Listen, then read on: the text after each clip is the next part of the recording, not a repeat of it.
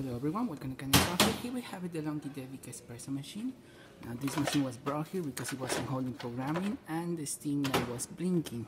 So all I had to do was pretty much reprogram it again, and for the blinking light we just did a descale on the whole machine, and it definitely needed a descale since the water was really bad. So now let's just do one quick shot of espresso. And hopefully I got the grind set up correctly. Another way to find so we can see a good shot coming from this machine.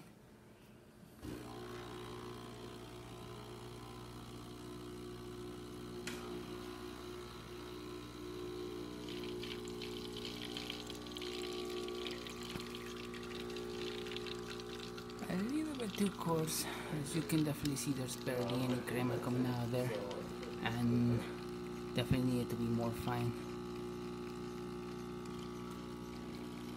It's pretty hard to get the grind on these machines, and especially since they have this self-pressurized basket, and if you go way too fine, nothing will come out. You go way too coarse, you won't have any crema. It's pretty hard to get it, but as you can see, it works perfectly fine.